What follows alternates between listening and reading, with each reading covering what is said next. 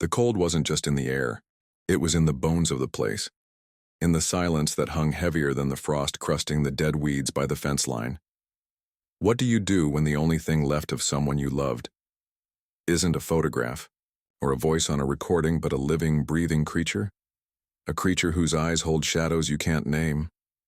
Frost crackled under Maya's worn paddock boots as she crossed the yard towards the long, low building. Not the main barn.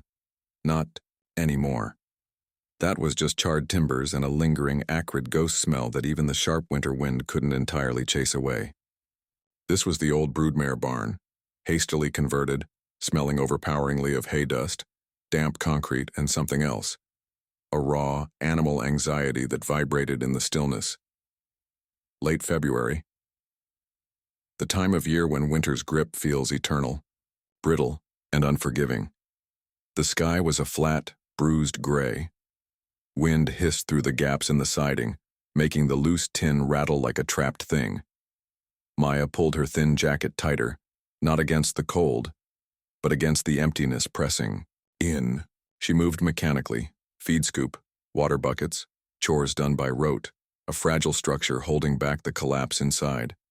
Her movements were precise, economical, no wasted energy, no outward sign of the cavernous ache that had hollowed her out since the flames. Since the roar, the screams that weren't human, the impossible heat she could still feel licking at her memory. Her hands, red and chapped, worked the stiff latch on the feed room door. They didn't tremble, not anymore. They just did the job. The hay bale felt heavier than usual. She dragged it, the twine biting into her palms, towards the row of stalls. Most were empty now. Only 4 occupants remained. 4 survivors, 4 walking testaments to a night Maya's mind shied away from. She stopped before the last stall on the right. The air changed here, thickened. The usual soft shuffling, the quiet sighs of horses settling, were absent. There was only watchfulness, a profound unnerving stillness. He stood in the deep shadows at the back, away from the weak light filtering through the high window. Not hiding, exactly. More, occupying the space darkness offered. A massive dark bay warm blood, his coat still dull despite Maya's obsessive brushing, carrying the faint, stubborn scent of smoke deep in his pores. His name was Atlas. Fitting, Maya thought dully, bearing the weight of a world that had burned down around him. His head was held unnaturally high, neck rigid, nostrils flared wide even now, weeks later, constantly testing the air. His eyes, they weren't the soft, liquid brown of a relaxed horse. They were wide, showing crescents of white, fixed on some invisible point beyond the stall walls. Haunted, searching. For what? Maya didn't know, couldn't imagine. She'd seen him fight the vet, the farrier, even the kindest grooms with a terror that was pure, unthinking instinct. He hadn't been ridden since. No one dared. Maya dumped a measure of grain into his feed tub. The sharp rattle made him flinch violently, a whole body shudder that rippled through his powerful frame. He didn't bolt. He just froze again, head snapping towards the sound, ears pinned flat back, every muscle locked. His breathing was rapid, shallow, a panicked flutter visible in his flanks. Maya stood perfectly still just outside the stall door. She didn't speak. Words felt cheap, intrusive in this space of shared, unspoken trauma. She simply existed. Breathed slowly, deliberately, letting the rhythm of her own breath, steady and low, become the only sound besides his frightened panting. Minutes stretched. The wind moaned outside. Slowly, infinitesimally, the rigid arch of Atlas's neck softened. His head lowered a fraction.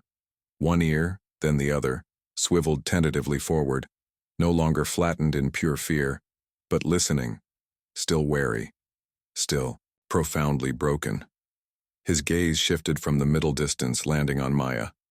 Not directly, not meeting her eyes, but on her shoulder, on the worn fabric of her jacket. He watched her with an intensity that was unnerving, as if trying to decipher a complex puzzle. She didn't move towards him, didn't reach out. That was a sure way to trigger the flight response, the blind panic that could shatter him against the stall walls. Instead, she leaned her shoulder very slowly, very carefully against the cold metal bars of the stall door. Just a point of contact. Solid. Present. She kept her breathing deep and even, a counterpoint to his ragged inhalations. She focused on the rhythmic rise and fall of his powerful chest, willing her own calm to seep through the barrier. It wasn't empathy, not exactly. It was more like recognition. Two creatures marooned on the same desolate shore. Another long minute. Atlas shifted his weight. A single hoof lifted, then settled softly back onto the bedding. His nostrils flared again, but slower this time. Testing the air here, near the door, near her. The wild panic in his eyes receded, replaced by a deep, weary watchfulness. He took one hesitant step forward, then another. Not towards the feed tub, towards her. He stopped just out of arm's reach, his massive head still held high, but angled slightly. His breath, warmer now, clouded the air between them, carrying the scent of hay and that underlying persistent tang of smoke. Maya didn't breathe, didn't dare break the fragile spell. She remained perfectly still, shoulder against the bar, her own gaze fixed on a knot in the wood opposite. But she felt him, felt the sheer size of him, the latent power held in check by frayed nerves, felt the heat radiating from his body. He extended his neck just a little. His soft, velvety muzzle hovered inches from her sleeve. She could feel the warmth of his breath on her skin. He didn't touch her, just investigated. Snuffled softly, the sound surprisingly delicate. His whiskers brushed the rough fabric. Testing. Remembering. Or simply cataloging a new, non-threatening presence in his shattered world. His head lowered another fraction. His breath warmed the side of her neck. He stood there, a dark, warm monument to loss, his muzzle a hair's breadth from her shoulder. Not leaning, not demanding. Just resting, near, sharing the same heavy air. Maya closed her eyes. For the first time in weeks, a sensation pierced the numbness, not warmth, not comfort, but a strange, aching pressure behind her ribs. The weight of his presence, the raw vulnerability of it, pressed against the walls she'd built. Tears, pricked hot and sudden, but she forced them back. Breathed, just breathed. The moment stretched, thin and precious. Then, a gust of wind slammed against the barn, rattling the door violently. Atlas jerked back as if electrocuted, snorting an alarm, eyes wide with renewed terror. He retreated instantly to the back shadows, head high, trembling. The fragile connection shattered like ice. Maya straightened, the cold metal bar imprinting, itself on her shoulder.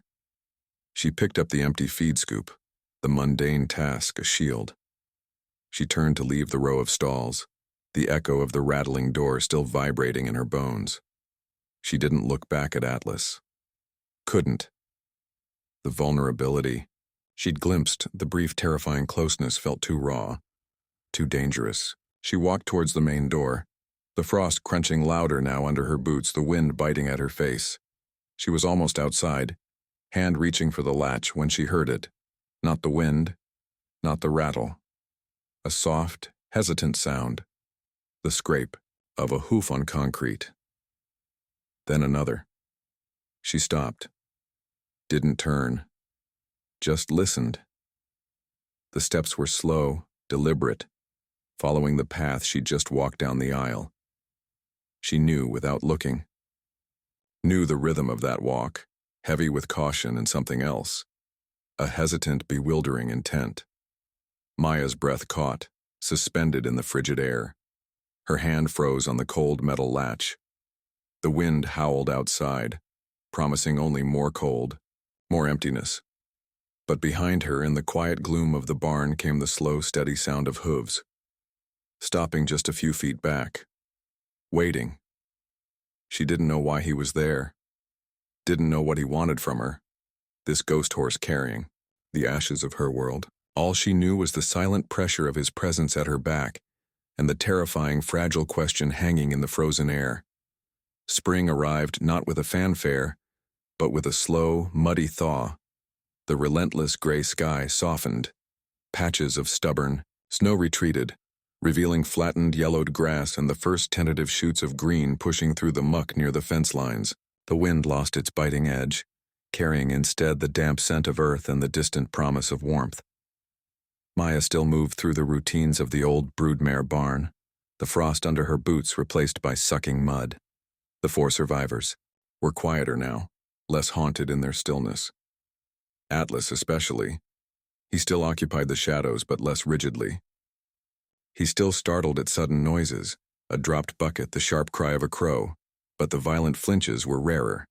He watched Maya constantly, not with the terrified intensity of before, but with a deep, unwavering focus.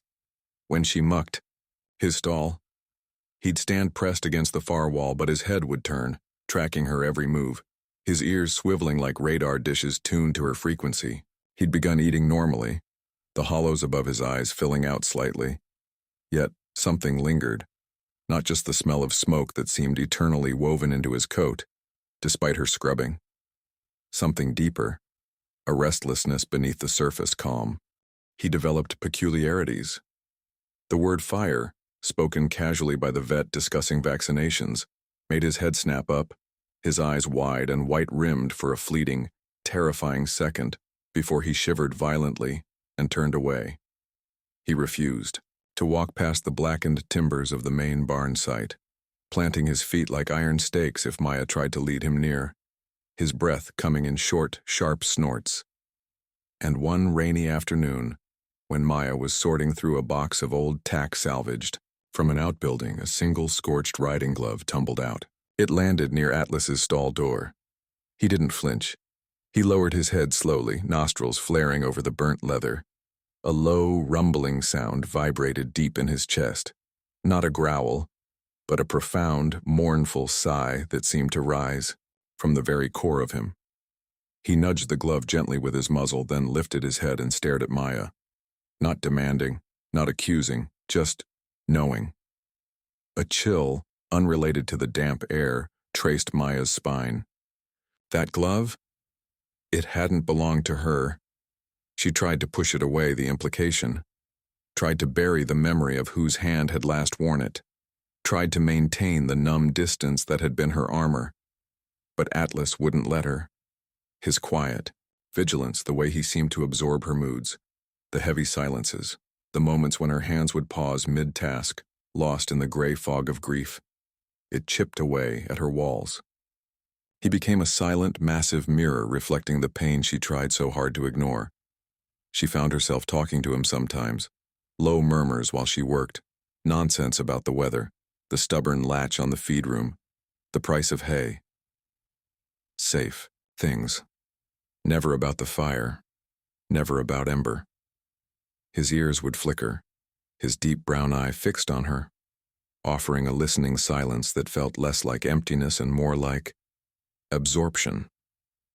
The breaking point came on a day thick with the scent of damp earth and apple blossoms. The farrier was due. Maya had warned him about Atlas's fear, the potential for explosive panic.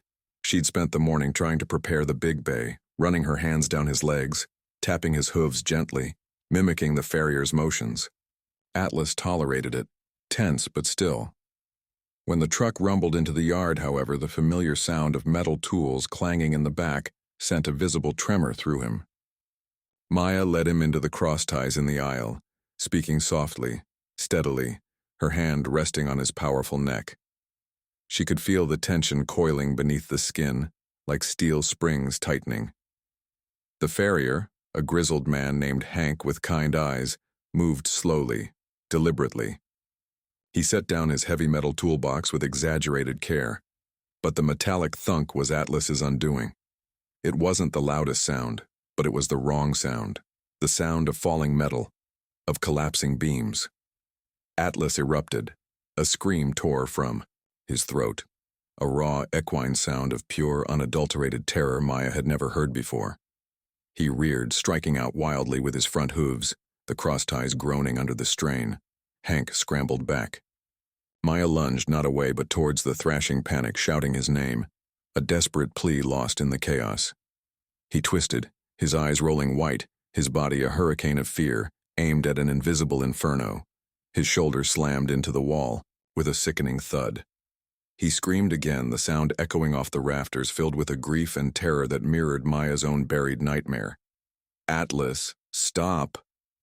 The command ripped from her, raw and ragged. But it wasn't the command. It was the name that followed.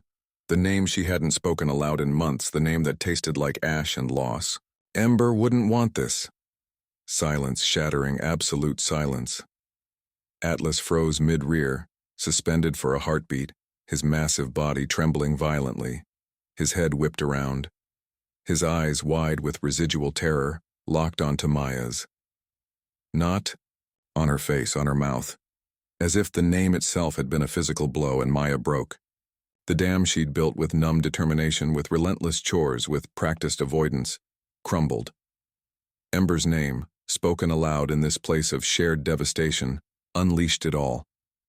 The image of the flames engulfing the barn, the desperate screams of the horses trapped inside, the paralyzing horror of knowing Ember was in there trying to save them, the suffocating guilt of being outside, helpless.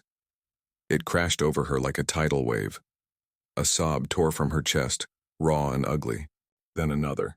She crumpled, not to the ground, but against the cold wall of the stall beside her, sliding down until she was sitting in the dusty aisle, her back against the wood. She buried her face in her hands, shoulders shaking, tears streaming hot and unchecked down her cheeks, mingling with the dust. The grief wasn't a quiet sorrow anymore. It was a raging storm, racking her body, stealing her breath. She was back in the heat, the smoke, the unbearable loss. She didn't hear Hank quietly, gathering his tools and slipping out. She didn't feel the cool air from the open door. She was lost in the firestorm of memory and guilt. The world narrowed to the crushing weight in her chest and the sound of her own ragged weeping. Then, warmth. Solid, immense warmth pressed against her side. A deep sigh, heavy with the scent of hay and horse and that persistent underlying smoke. She felt the soft brush of whiskers against her hair, the gentle puff of his breath stirring the strands near her temple. Atlas. He had lowered himself carefully, deliberately folding his powerful legs beneath him. He wasn't lying down but sitting upright beside her, his massive shoulder pressed firmly against her arm, his head lowered so his muzzle rested near her knee. A silent bulwark against the storm. He didn't nuzzle, didn't demand attention. He simply existed, solid, present. His breathing, deep and slow and steady, became an anchor. In, out, a rhythm against the chaos of her sobs. The heat radiating from his body seeped into her cold skin. The sheer, quiet weight of him grounded her. She leaned into him, her forehead resting against the solid curve of his neck, the coarse hair scratching her skin. She cried until there were no tears left, until the sobs subsided into shuddering breaths, the storm passing, leaving a hollowed-out calm.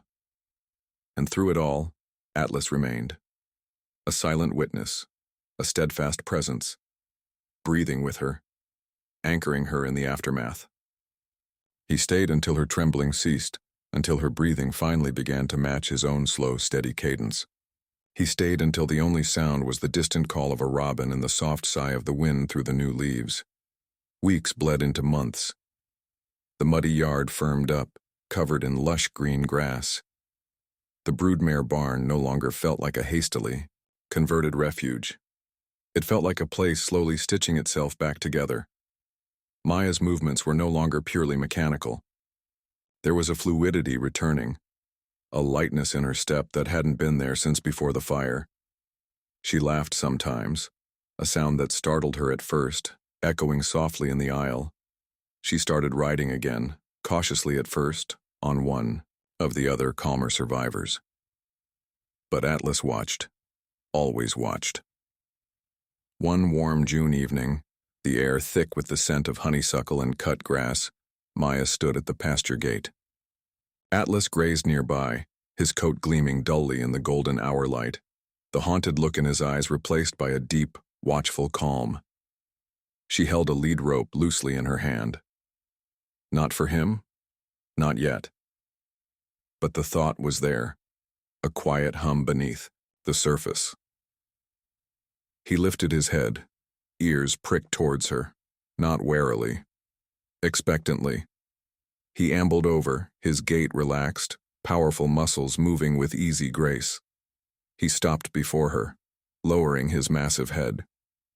Maya didn't hesitate. She raised her hand, not to his muzzle but to the broad, smooth plane of his forehead just between his eyes. Her fingers traced the familiar contours, the velvety softness. He sighed, a deep, contented rumble, his eyelids drooping slightly.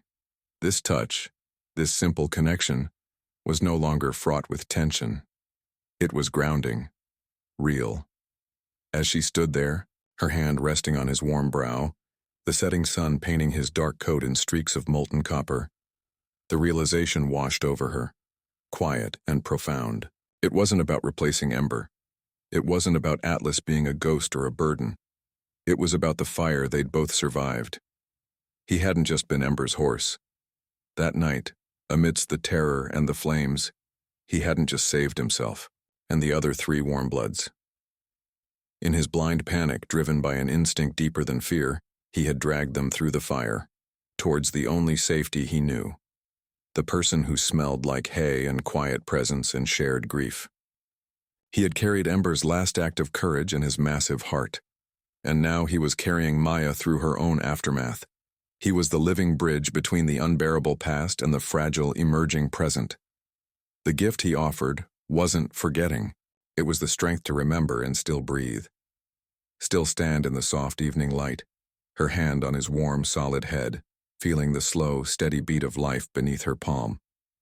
The fire had taken so much. It had left scars on the land, on the buildings, on their souls. But here, in the quiet communion of touch and shared breath, as the first stars pricked the lavender sky, Maya understood. Some fires don't just destroy. Some forge something new in the ashes, something resilient, something quiet and fierce and profoundly alive. Atlas shifted his weight, leaning ever so slightly into her touch, a silent affirmation. The past wasn't gone. It was carried, not as a crushing weight, but as an ember, banked deep within, warming them from the inside out as they faced the gathering dusk together. Sometimes the ones who carry you through the darkest flames are the ones who know the path out of the burning. If this story found a place in your heart, if you felt that quiet ache and the fragile hope, don't let it end here. Subscribe, and you'll be here for the next story that might just change how you see the world. Leave a comment below. Tell us what moment touched you. Share it with someone who needs to remember the strength found in unexpected places. And press that bell icon so you never miss the daily videos that bring raw humanity, quiet courage, and the kind of beauty that lingers long after the screen goes dark. Be here for the next story. Your presence makes these journeys possible.